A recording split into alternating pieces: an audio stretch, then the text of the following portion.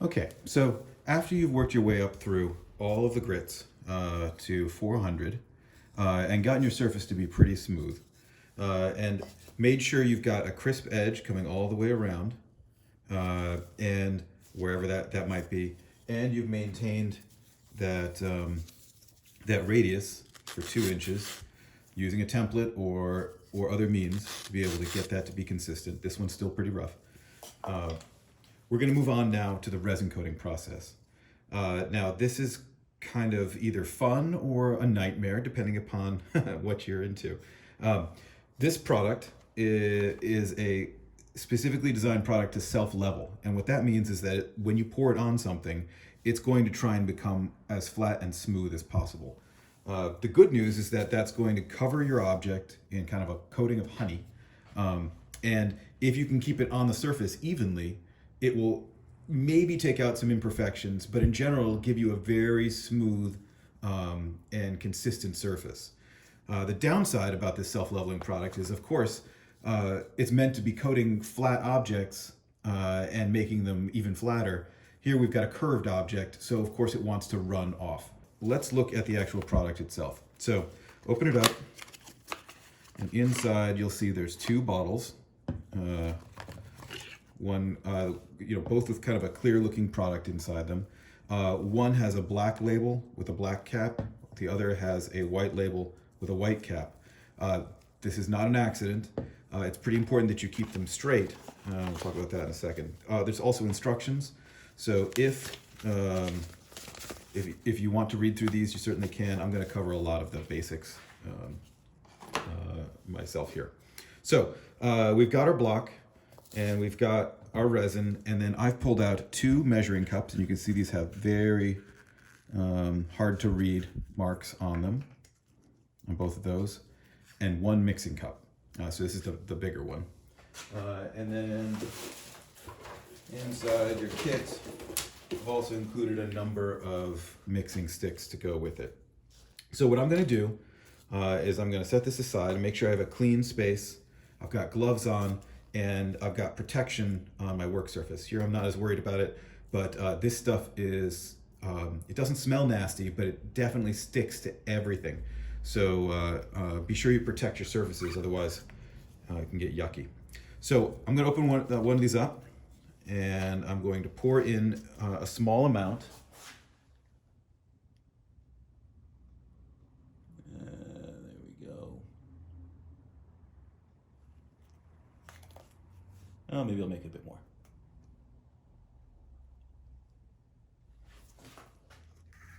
All right. And I'm going to look at how much I got in there. Well, it's hard to do that to the camera. Okay, great. And I'm going to put my lid back on. And now I'm going to open up my other product, the other side, the other component. They seem like they're about the same. They seem like they're about the same thickness, same viscosity. I'm going to get a little bit more in this one. And really what I want to do is get this as exact as I possibly can. As close to exactly the same amount of product in each cup. I'm going to sight this. Maybe a little bit more in this one, just by a few drops. You really don't need much of this stuff in order to coat your objects. So you can see here I'm barely putting any in each of these. And I think that probably will be enough. We're going to take each of these 2 cups and pour them into this cup. The reason why we're using 2 cups and pouring them into a 3rd cup is that some of the product is going to stay inside this cup, and some of the product is going to stay inside that cup. If I were to just take this one and dump it in here, there would be the full amount that's in here and not quite the full amount that made it over from this part to that part. So the mix would be slightly off in ratio. So by doing this, we're kind of helping our chances that we're getting a really good even mix. And I can't stress enough, getting that ratio right is really important. If there's slightly too much hardener, it will set up quickly and might crack because it'll get hot. If there's too little hardener, It probably will harden eventually, but it's more likely that within the length of this project, like let's say a week's time, it'll still be a little rubbery and gummy, and that's terrible because you can't really sand it so well. So I'm using the side of the stick, and I'm kind of scraping the inside walls of this first cup. I'm gonna set that aside so I don't get it confused. I'm gonna do the second one.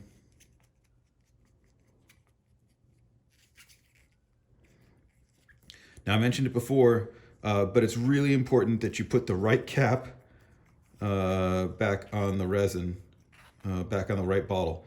In other words, the white text label and the white cap need to stay together. If you mix up the caps, you're going to have a little bit of the hardener with the resin, or a little bit of resin with the hardener, just from the transfer of that cap. And that's going to be bad because it'll start a reaction, a chemical reaction inside the entire thing, and it'll all go bad. So be absolutely sure, white cap, white bottle. Now you can see I've already gotten some stuff on me. This is why we're wearing the gloves. This stuff, it will not come out of your clothes once you get it in there. I have some clothes that have resin in them, and you just live with it. So don't wear anything nice when you're doing this, and be in a space where if it drips, it's okay. Please avoid carpeting, because it will make a blob that'll glue the carpet together. Now I am taking and just stirring, and you can see what's happening is I'm getting a lot of air bubbles in there. Some of those are going to come out all by themselves, but some of them need a little bit of help. There is a magic trick to get the bubbles out, and that is to simply exhale, deep breath, and exhale on top of the bubbles. So the carbon dioxide in your breath will actually pop the bubbles. It'll break the surface tension. This only really affects the ones that are on the top of the surface. So the ones that are deep inside, you might need to tap, and that's helping those bubbles rise up inside the resin. But watch. And they're magically gone. So you can still see bubbles deep inside. If I keep on tapping, keep on helping them rise to the surface. And then I'd see like most of them are deeper, so it's not popping on the surface. But it's okay. When we get this onto the surface of your object, you can then exhale on it, and that should pop the ones that are right near the surface. But it's already looking a lot better than it was a moment ago. Okay, so I'm gonna take this.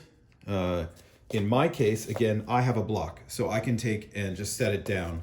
I have a block because I needed a way in order to be able to videotape this, and you guys have both hands free to be able to do your surface objects. This is what this handle is for, the stick is for. It's so that you can hold your object and apply the resin to it at the same time. All right, so I'm gonna take this. You can pour it on. I'm not gonna pour all of it, but you can see how quickly this stuff wants to move. I'm now gonna use the stick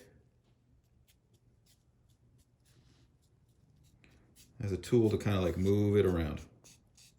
Now, depending upon how much you put on there, there's a little bit that's gonna soak into the foam, but depending upon how much you put on there, you might be able to get a good even coat over your whole object at one time.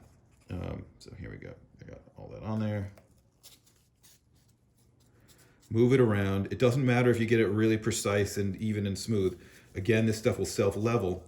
So as long as you keep your object moving around, it will find its own place in the world, in today's mixed up world. All right, so a little bit more.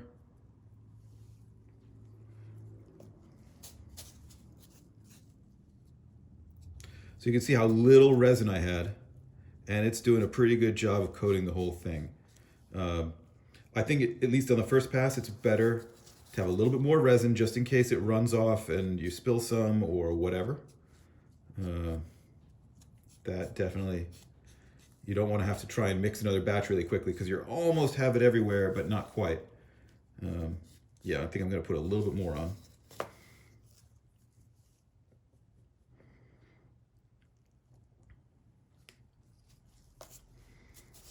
There we go. You can kind of see how it makes a shiny lump in the middle, but if I were to just let this sit, it would just blend right out. Like this stuff takes a while to find its way around.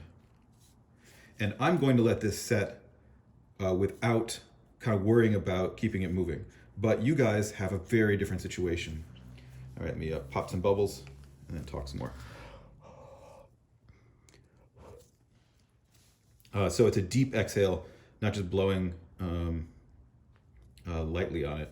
Kind of pull the air from deep in your lungs to exhale. We don't want oxygen, we want carbon dioxide. Okay, so you can see there, I've got a couple of little imperfections. You might want to go around while it's still really wet and tap those spots. But you're gonna have to now sink in for quite a while.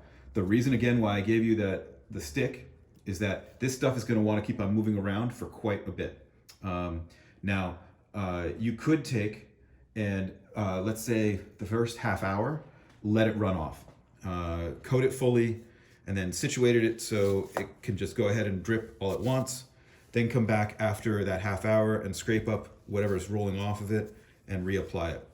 You could also take and keep on rotating it constantly until it gels and sets up enough to not move anymore.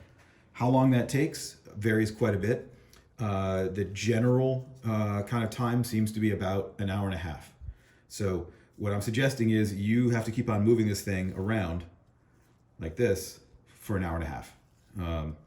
This is what I was saying about, it's a great time to watch Netflix or something, or be in a study group because you've got to keep on rotating this. Whatever you do, again, bring something to protect the table underneath or the carpet or the floor or whatever, or be outside. So if it drips on the ground, no big deal. Squirrels will probably love eating this. But you can already see here, it's like a pretty good surface. I can already also see there are some spots that are flat spots. There are little imperfections. We'll be able to take these out. I don't know if you can tell from the reflections popping off of it here. These are the scale we can take out with the filler primer in the next phase. But if you have anything more than significant than this, you're going to have some more work to do in the next phase. So keep it rotating. Try not to get it on yourself. You can probably take off like one glove and just leave one hand gloved and continue to rotate it. If you get it on your fingers, soap is not going to take it off in general, but you can kind of scrape it off with paper towel. That's going to be your best bet. Or if you have an automotive hand cleaner, hand degreaser, that might work as well to take off the resin. But in general, this stuff is not soap. It laughs at soap. All right, so I'm already seeing considerable running. I definitely want to keep it moving. But like I said, if you were to let it kind of run off for a while and then come back in a little bit when it started to gel a bit more, you'd be okay. So I'm going to set it down, talk about one more thing. I've given you a stick and I've also given you a box. One thing you could do is take your product design kit box. One thing you could do is take your product design kit box and use this as your work surface. And if you wanted to, you can come and take and cut something in it and stick your object right into that hole. It doesn't take a very big cut in order to make it work, but you've got a good surface here to make a few cuts if you get it wrong. This is pretty nice. It'll allow it to drip and run down. The other thing you might try doing is hanging it upside down. So it can drip down, it can drip up. You particularly want to pay attention to the edges because the edges can get messed up and have a drip hanging from it pretty easily. So that's a great place to watch and kind of keep an eye on it as as the resin is moving around. If you let it run too much, it is not doing it yet. If you let it run down too much, you'll start to get dry spots. The resin will pull away and leave you something that looks kind of like, well, you can kind of see what it would look like there. It looks a little shiny, but you still have the grain of the resin material. That isn't great for two reasons. One, it's actually, it's going to have a texture to it. And the other reason is the coating is so thin that if you were to try and sand it, you might just go through it right away. So you really want this to be as even a thick, meaty coat as you can manage to get on it. And after about an hour and a half, let me also say, if you touch it, like let's say I just touch this, like, oh no, I've ruined it, I've ruined it, I've ruined it. Watch, it's magically going to disappear. Slowly, it's getting better. It might take 10 minutes for that to fully disappear.